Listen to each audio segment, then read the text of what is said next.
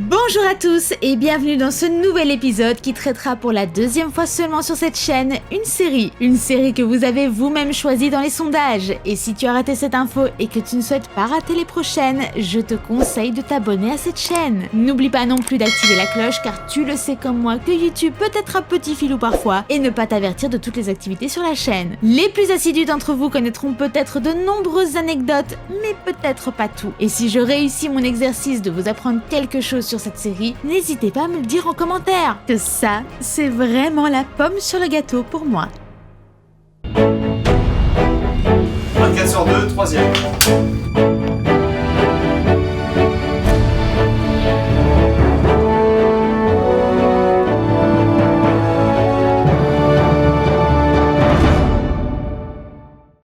Qu'on n'aime pas, peu peuvent se vanter de ne pas connaître cette série qui a révolutionné le monde de la femme au foyer à coups d'humour et d'intrigues en tout genre. Mais d'où est venue cette idée au scénariste? Et comment sont tournés les épisodes? Comment Eva Longoria a-t-elle obtenu le rôle de Gabi? Tant de questions, dont voici les réponses.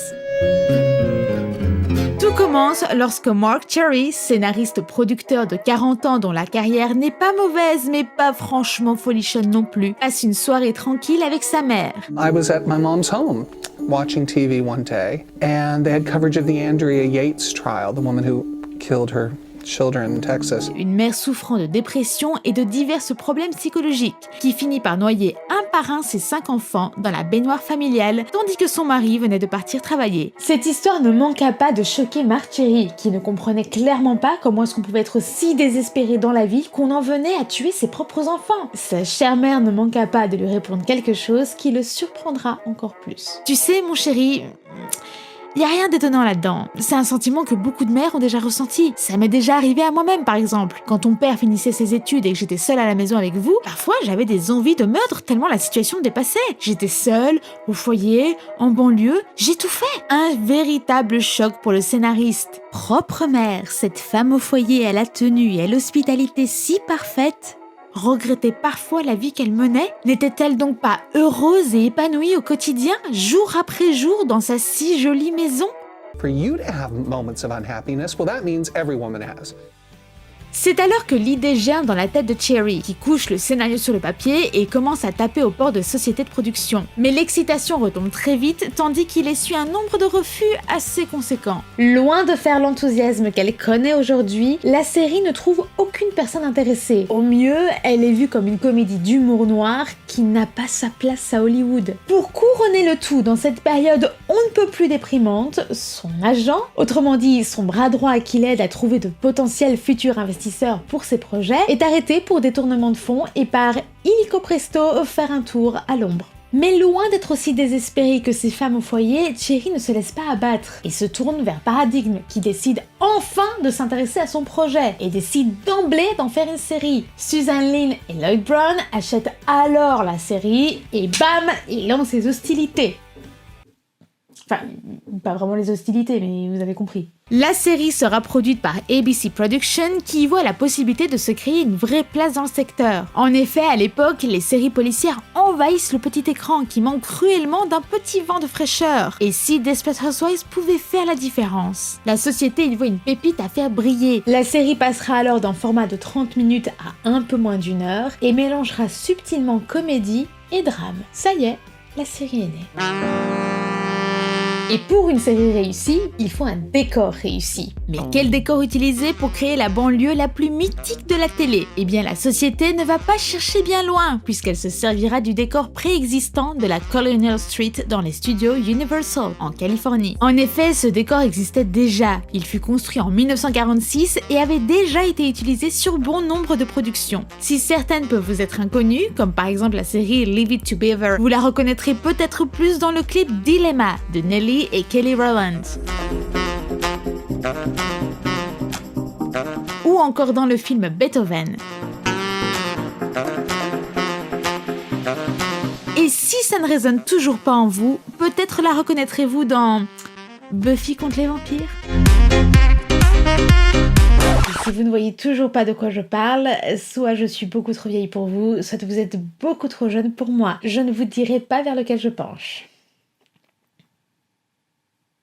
Quant aux maisons, si certaines ne sont qu'une façade et ne cachent en réalité que des toilettes ou du matériel technique, d'autres cachent l'intérieur de la maison, non pas de son propriétaire, mais d'une voisine. Par exemple, la façade de Marie-Alice cache en réalité la maison de Brie à l'intérieur. Et là vous vous demandez, l'intérieur de la maison de Marie-Alice, il est où? Eh bien, figurez-vous que tous les intérieurs de maison ne se trouvaient pas derrière la façade d'un voisin. Non, ce serait bien trop facile. L'intérieur de certaines maisons se trouvait tout simplement sur un plateau.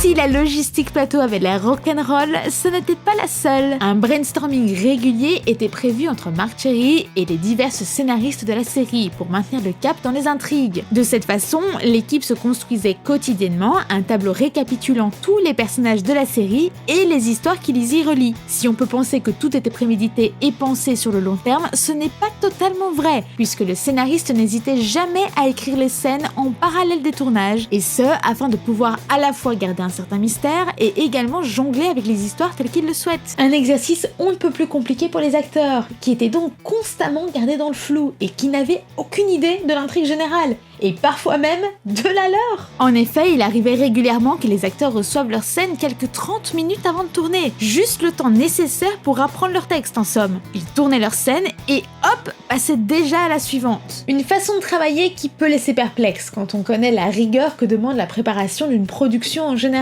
Cette méthode que Marc Cherry favorisait avait pour simple but de permettre aux acteurs de ne pas trop assimiler l'histoire et par conséquent de rester le plus naturel possible dans leur jeu. Et donc dans leurs réactions. Une méthode qui leur a valu parfois d'écrire la scène juste avant de la tourner. Au total, il faudra compter 8 jours de tournage pour un épisode, dont 3 se déroulent sur un plateau et 5 dans le décor d'Universal. La trouvaille des plus célèbres femmes au foyer au monde n'est pas une mince affaire. Il faut trouver celles qui incarneront à la perfection ces personnages fictifs au caractère bien trempé et propre à chacune d'entre elles. D'ailleurs, au départ, le personnage de Gabrielle Solis n'était absolument pas censé attirer la sympathie, que du contraire. Le personnage avait été écrit de sorte que le spectateur ne la supporte pas, elle et ses manières capricieuses. Mais la chère Eva Longoria a largement contribué à lui donner ce potentiel sympathie qui n'était clairement pas gagné d'avance. L'actrice fut d'ailleurs la première du quatuor à être choisie, assez rapidement et efficacement d'ailleurs. Alors qu'elle passait son audition, la production lui demanda ce qu'elle avait pensé du scénario qu'on lui avait envoyé. Ce à quoi Eva Longoria a répondu qu'elle n'avait pas pris le temps de lire le scénario et qu'elle n'avait lu que sa partie à elle. Une réponse tellement digne de Gabrielle Solis qu'il n'en fallut pas plus à la production pour lui donner le rôle. Et ce n'est pas la seule qui a directement sauté aux yeux de la production. En effet, Terry Hatcher a également su sortir son épingle du jeu en amenant des pâtisseries à son audition. On ne peut réellement plus Housewives que ça. Et bien que l'actrice soit ouverte à tous les rôles principaux, elle avait tout de même un petit penchant pour celui de Susan Meyer, dans lequel elle se reconnaissait totalement, de par son rôle de mère célibataire qui travaille, puisque c'est clairement ce que Terry Hatcher était. Pour continuer dans la lignée des rôles attribués en pleine audition, ce fut également le cas de Felicity Huffman. Et pourtant, l'actrice a presque failli voir le rôle lui passer sous le nez, puisque celle-ci refusait d'aller passer l'audition. Non pas parce qu'elle n'en avait pas le temps ni l'envie. En effet, Huffman était très intéressée par la série, mais ne comprenait pas bien pourquoi elle devait passer le casting. Par chance, son agent réussit à la convaincre et une fois sur place, l'actrice bluffa tellement le scénariste de par son jeu qu'elle remporta le rôle haut la main. Comme quoi, finalement, elle avait peut-être raison d'avoir confiance en elle comme ça. Enfin, le rôle de Brie Van de Kamp fut un poil moins facile à choisir. Basé sur le modèle de sa propre mère, une femme forte donc culinaire et à l'esprit de perfection, Marc Cherry avait potentiellement pensé à Laura Layton pour le rôle, avant de sérieusement envisager Dana Delany, autrement connue sous le nom de Catherine Mayfair. Marcia Cross, quant à elle, avait auditionné pour le rôle de Marie-Alice, mais force fut de constater que la présentation de Marcia Cross correspondait nettement plus à Brie Van de Kamp et délogea aussi simplement que ça Delany. C'est probablement la raison pour laquelle le personnage de Catherine Mayfair ressemble en tout point à celui de Brie Van de Kamp. Et vous n'avez pas idée à quel point les scénaristes comptaient sur leur affinité, puisque les deux personnages étaient censés en réalité terminer ensemble. Vous avez bien entendu. Une fin assez surprenante tout de même quand on connaît le personnage de Brie Van de Kamp. Car oui, on sait combien l'amour entre deux êtres humains du même sexe peut être un concept compliqué pour Brie Van de Kamp. I would love you even if you were a murderer. Une phrase qui a été dite mot pour mot par la mère de Marc Cherry elle-même lorsque celui-ci lui a parlé de son homosexualité.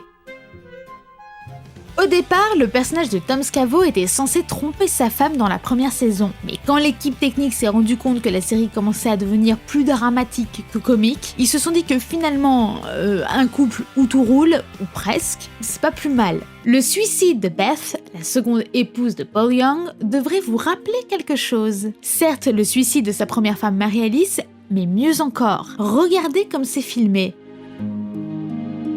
Axe de caméra, reflet dans le miroir, l'histoire se répète au plan près. En 2007-2008, une crise régit sur le tout Hollywood. Les scénaristes en ont ras-le-bol de leurs conditions de travail. C'est la raison pour laquelle, dans la saison 4, vous ne trouvez que 17 épisodes au lieu de 23 ou 24 en règle générale. Desperate Housewives n'était pas le premier titre choisi pour la série. Dans ses prédécesseurs, on retrouve notamment The Secret Lives of Housewives ou encore Secrets of Wisteria Lane. Et sachez que ces deux titres furent furieusement envisagés officiellement. Desperate Housewives, c'est une série qui a bousculé les choses sur tous les plans. Nous en parlions plus tôt, elle a révolutionné le genre des séries télé, de par son côté comédie dramatique. Mais pas que. Desperate Housewives, c'est surtout la série qui connaît un record de casting 100% féminin en personnages principaux, avec des épisodes d'1 heure et sur 8 saisons. Cette vidéo touche tout doucement à sa fin, mais avant de vous quitter, voici une dernière information, car je vous entends déjà. Attends,